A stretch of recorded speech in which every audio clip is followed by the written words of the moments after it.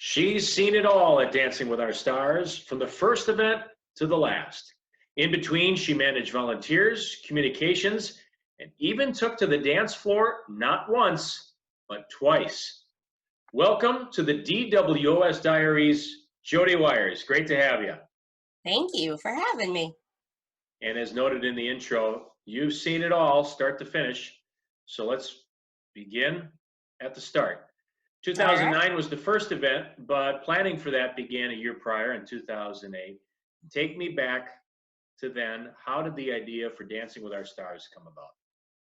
Yeah, so it really started with our development committee at the time. Maury Childress was our development director. I was the volunteer and communications coordinator, and I did sit in on those meetings as well. And one of our board members, Jim Gagno, he and his wife, Maureen, took ballroom classes and ballroom lessons. And, you know, the actual Dancing with the Stars at the time was a big hit. And, you know, Jim kind of came up with that idea. Well, what if we did our own take on, you know, a local type version, getting different individuals from different businesses to be our celebrity dancers, and kind of go from there. And, you know, kind of poo-pooed a little bit by some board members. But you know, the big thing was, you know, getting WBAY on board. Because with any first time event, you got to get the word out. And so with the show, you know, being an ABC show, and if we had the local support from it, they could help us advertise. And so it started with Janet Galnick was the dance studio that we ended up partnering with. And Maury went in to talk to the then general manager, Don Carmichael, and had a meeting with him. And once they were on board, we were like, okay, we're doing this. No turning back now. No. So, of course, you need to find a venue, and the Riverside Ballroom in Green Bay was chosen. Why did you guys pick that? I think just one, because it already had a dance floor. You know, from the volunteers I've heard about in their heyday, like that was the place, you know, for dances. And, you know, who doesn't love a good chicken and mashed potatoes, and of course their kneecaps that they're famous for. And, you know, not knowing how many people, we thought that was a good size venue. And again, not really knowing about production and even that you could have a dance floor put down. We just knew, you know, okay, we have to have it someplace that has an actual floor that we can dance on. And I don't know if you remember the attendance for that first year. I think I've always heard the number 200-ish, which sounds, yes, no? Does that ring a bell? I can't really remember. I know we were sold out. Yeah. Okay. So. But obviously the Riverside, a great space, but a smaller space, yeah. Especially if you need to have that dance floor open in the middle. Correct. So you're limited because you're taking out the whole square of your inside of your floor to make room for the dance floor. So you talked about the recruitment of the stars. You guys start reaching out in the community. I mean, what do you remember much from that first recruitment as far as who you were going to target, or how did you throw it out there? Was it just word of mouth, or making a list of people to reach out to that you thought would be good at fundraising? Yeah, so it was just really going through like, okay, because I mean, this was a fundraiser. So it was about who could raise money. And so from that standpoint, looking at our board of directors, who they knew, we had Eric Witczak on our board, and so that's where Scott King came in. And we, you know, just again, kind of doing that reach of who's very, you know, out there, who's well known, because not only did we think that would make them a good fundraiser, we also thought that would help with our attendance as well. So what memories do you have from the first event? It's all a blur. A long time ago. It really is. Well, I mean, I got to walk out Average Joe, who was a DJ on WIXX.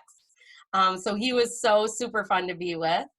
And it was just so neat to see, like, there, you know, everybody so dressed up, because in Green Bay, like, there wasn't really an event that people like really dressed to the nines in. And even that first year, with people not knowing what it was about, but you know, again, from seeing the show and seeing people dress up at the actual live show, you know, they were like, they knew just to dress up. And they certainly did. And I know it's a shot of volunteers from that first Yeah. event. We can't do anything without volunteers. And yeah, so those are our amazing first volunteers. And over the years, our volunteer crew size grew exponentially, and in many different roles that we never even knew were gonna even evolve from this event. And you know, just the excitement, and just, you know, seeing these people that you see in the community, putting it all out there on the dance floor. And you know, I did go to the lessons ahead of time, because that, again, the concept was, you know, our event was in February, and so I want to say it was they probably had about 2 months or so to do their dances, 2 dances, a smooth and a rhythm. And so I went to some of their dances prior to tape, and we did kind of some little sneak previews. And again, that kind of led into all of the communication aspect of it and the promotion. So we talked about how you found your star dancers, how you found the pro dancers. Cheers. Cheers, by the way. Cheers. Prost. Cheers. How you find the stars, how you find the pros, how the fundraising works, and what about the costuming? So obviously you need to outfit the participants in the appropriate ballroom dance attire. So how did that whole piece come about? Yeah, well, the first year we really relied on the expertise of Janet Gulnick, who owned Danceport Studios. That's where our other dancers came from. She worked with the UWGB Ballroom Club, and so we actually had students that were the dancers. And by Janet, you know, just being in that world of dance, she had access to costumes and everything like that. And so it kind of like that first year, you know, a lot of things changed, but still the overall concept really kind of stayed the same. You know, for the most part, we had 2 dances. You had the smooth, you had the rhythm. It was almost like the smooth was kind of your more formal, you know, ballroom type dance. And for us dancers, it was an opportunity to shake out the nerves.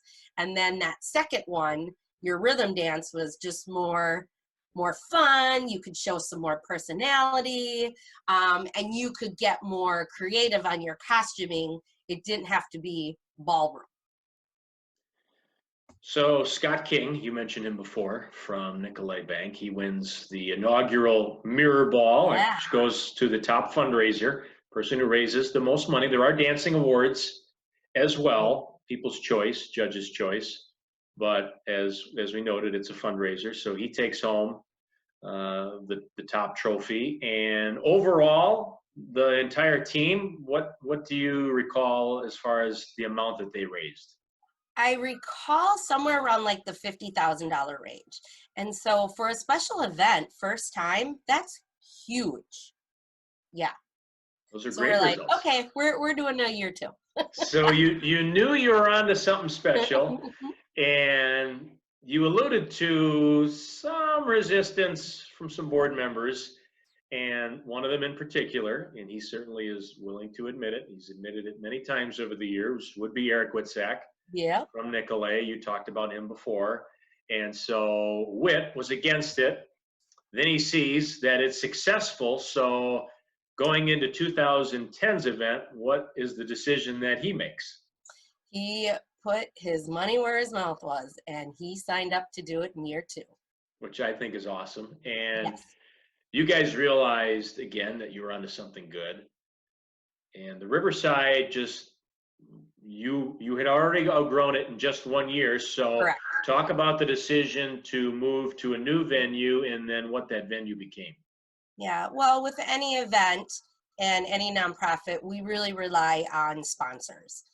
You know, we had the star dancers that were raising money, and they played into that sponsorship as well. And so we had Crystal Holtz Dance, who was a part of the Radisson. And so she was also part of that. And so part of that package, hosting it there, you know, they were really, you know, generous to us in having it there. And it was a much bigger space, and you know, it just worked out great. Yeah, the Three Clans Ballroom, Yep. you can fit, you know, 700-ish Mm-hmm. people in there. And when you do an event there, typically you're gonna receive the support of Oneida Nation, which I know that you guys had them as a big time sponsor, which was fantastic for that run. And any memories you have from that? I do have some more photos to share. And Show some photos, jog my memory. so one is from you in the Grand March, and I don't remember if you recall that moment. So, oh yeah. So tell us who that is. So that is Dan Freival. He actually was our photographer. So we had professional headshots of everybody. And so Dan was our photographer that would do those shots for us. And we had another dancer that actually had his headshot even taken. And Dana backed out at the last minute. We were not happy about it, but he did. He does regret it now to this day, though, so thank goodness. But anyway, so we're like, okay, because at the time we really always kind of wanted 10. Like that was kind of our thing. And so Dan stepped up and he's like, okay, he's like, I'll do it. So Dan was a last minute addition. And this was his first dance outfit. And I was trying to find picture. Oh, there we go. You found it. The red pants. What is going on there? What is going on there? Those are iconic. And to find out, those pants were actually his wife's. Good thing they share the same size, I guess. Yeah, I know. So he said he was poured into him a little bit. So that is quite the outfit. I did not attend the first event, but I was at the second and all the subsequent years, and I vividly remember him in the red pants and just thinking, wow, that is something. Old. That is a sight to see. Now I've got a couple other photos to share from some memorable performances, and I know in my edition of the Diaries with Cami Rapson, we talked about this gentleman. She works with him at Channel 2, Chris Roth, dancing with Taylor Watry. Yes, that was one of my favorite dances, Man of La Mancha. And he was just so charismatic and just into it. You couldn't help but just get drawn into his dance as well. And then when you think about, he's a sportscaster on the news. So it was just like seeing just a different side of people's personalities was so fun through the event as well. And because it seems like almost each year the event, the actual campaign became longer. You know, that first year, you know, it was like 2 months that people dance or practiced and stuff beforehand. Well, like these people probably had, you know, 3 months that they practiced their 2 dances, you know, and then like we would, you know, kick off event, you know, sometimes like in the fall, and we'd have our event in February. And so, you know, as we learned different things and as the event grew and it took more time to kind of do some of those different things, that time frame, you know, it was basically a year-long event between you know, thinking about recruitment of dancers, recruitment of sponsors, then what kickoff, everybody doing mini fundraisers in between, and then your main culmination event. So it was literally, you know, for 10 years, year round. I worked with Chris at this time. I was a producer at Channel 2. And I was like you, even though I worked with the guy, I was surprised because I had never seen that kind of personality come out of him. And I was I thought he did a phenomenal job. Everybody did, but having worked with Chris, he was spectacular. And I don't have a photo of her, but Sarah Thompson, of course, from Channel 2, she was great. Phenomenal too. She was great as well. But we She mentioned did this. I think a samba. Sarah did. She did. I just remember her like these, like whatever they're called, the samba rolls.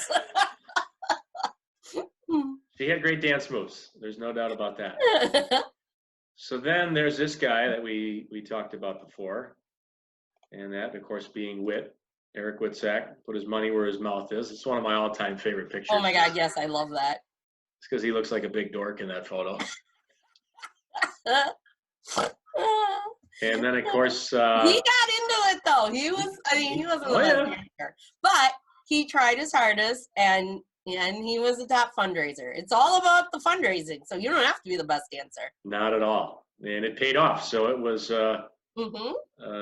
Nicolay back to back, Scott King in 2009, and then Eric followed it up with a win in 2010.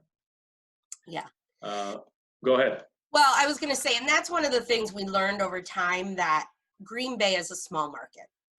And so we knew, okay, we couldn't go back to the Nicolay well again. Because first you had Scott King probably tap out everybody, you know, and then you got Witt tapping out everyone. So we knew, okay, that maybe they come on as a sponsor, but we knew we couldn't have a dancer. And that was part of the evolution of the recruitment side, is our dancers from the previous years would kind of suggest names going forward, or people just had so much fun at the event that they wanted to do it. So we had the job though as the committee to kind of weed it out though. Okay, do they just want to do it because they want to have free ballroom dance lessons and be in the limelight, and we put the star quality on people, or can they actually raise money? Yep, that's all part of the process. Absolutely. A quick, so 2011, you guys are still at the Radisson, and here's an iconic move that would become your signature move later on, and that, tell us what's going on here. Yes, I cannot take credit. Kathryn Bracho had the first splits, and everybody was amazed by that move. You know, they would maybe see it again, maybe in my year here. But again, we're talking news reporter, you know, on the morning show, looking all proper, and here she comes, and boom, breaks out that move. Kathryn, of course, dancing with Rain, who towered over all of his partners. Yeah, I don't even know how tall Rain. Like, I would guess 6'6". If I had to guess, I'd say he's 6'6", but somehow they always pull it off.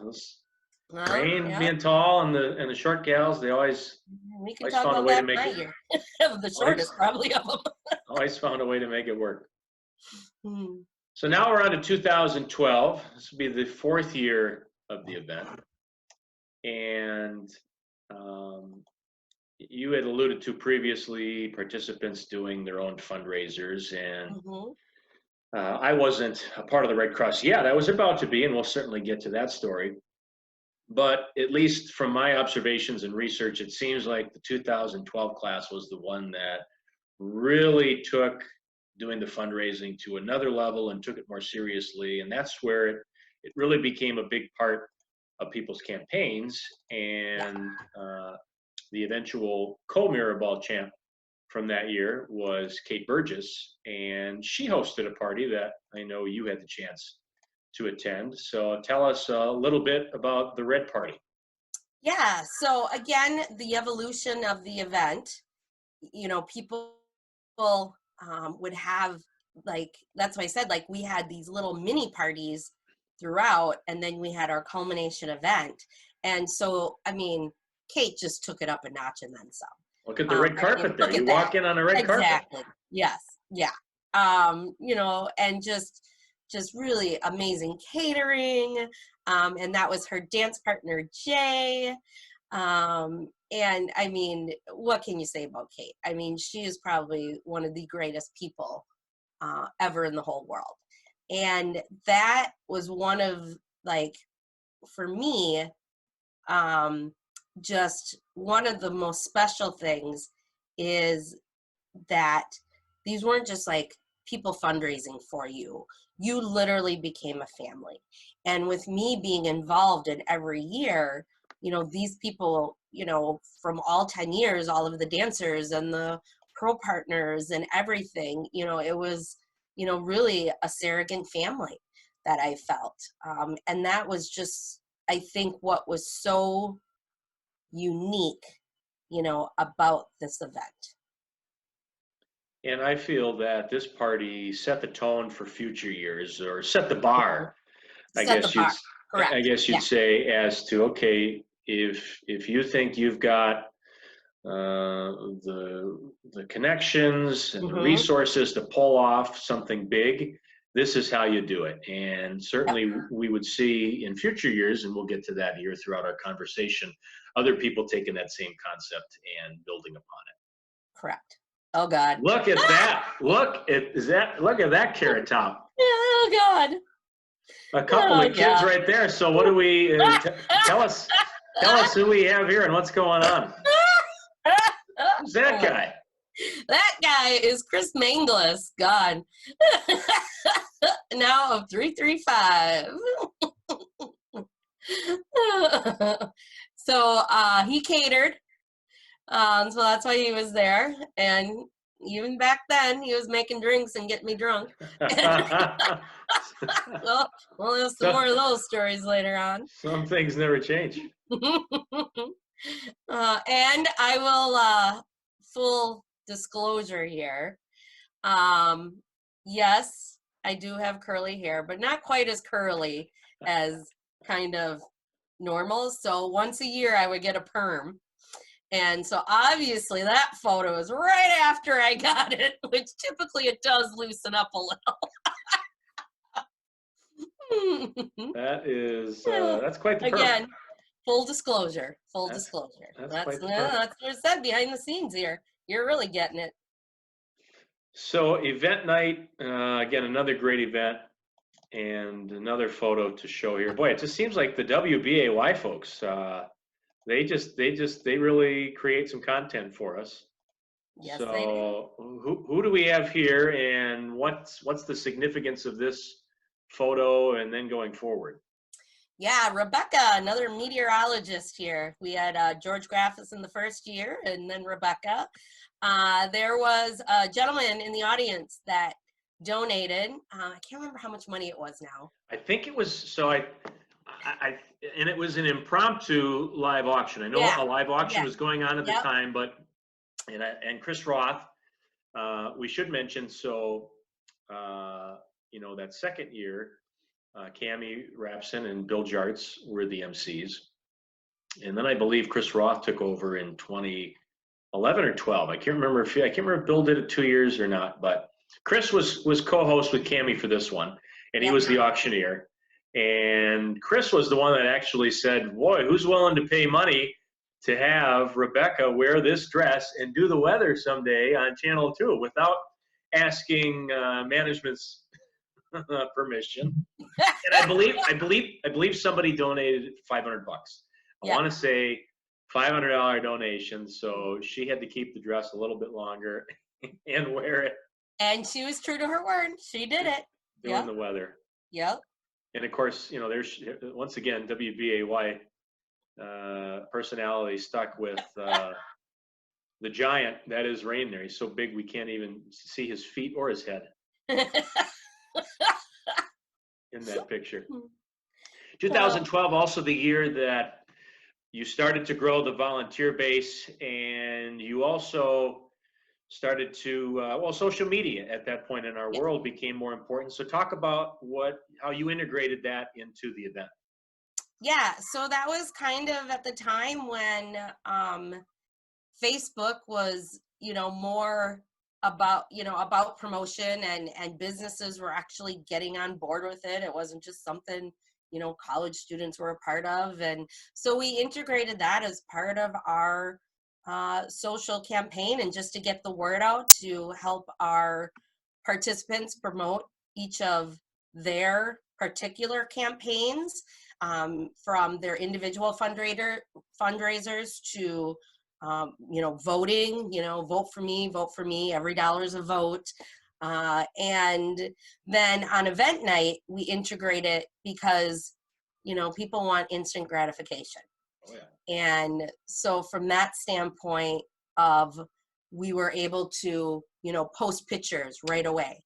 We had a couple teams in the back, and we worked with our photographers who would, hand over like their SD cards, and we put them in and upload, and they'd have like 800 photos. I'm like, oh my God, but, we managed. And again, that's something that evolved over time that, we got quicker and faster on, and being able to put the videos on right away. Because again, family and friends that weren't at the event, they knew this was going on. And so that was their opportunity to either go on Facebook or go on our website, and, kind of watch the event. It was a production inside the production. Correct. If you will. So that event ends, and that team raised a total record $150,000, which is a huge amount. And Maury Childress, who you referenced earlier, she decided to move on. She took a position with the museum in Green Bay. So that created a vacancy. And I just so happened to be at a crossroads in my professional life. So as I noted, I had worked for Channel 2 at the time, and had done radio years before that, but had really become burned out in that business, and was looking for something specifically in the nonprofit world.